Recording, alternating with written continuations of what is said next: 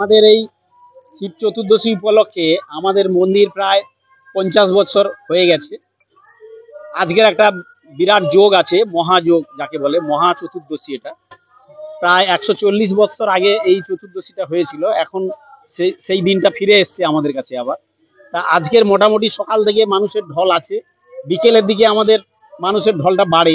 মায়েরা বিকেলের দিকে একটা বিশাল লাইন পড়ে যায়, প্রায় 1 কিলোমিটারের মতো লাইন পড়ে যায়। প্রতি বছর হয় এটা। আশা করি এবছর আরো ভালো হবে।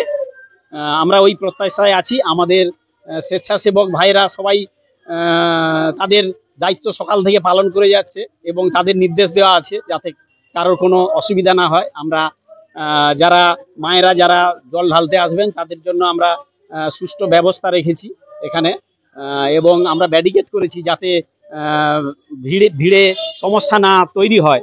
তার জন্য আমরা সুষ্ঠু ব্যবস্থা রেখেছি এবং তারা যাতে সুষ্ঠুভাবে জল ঢালতে পারে সে ব্যবস্থাও আমরা রেখেছি।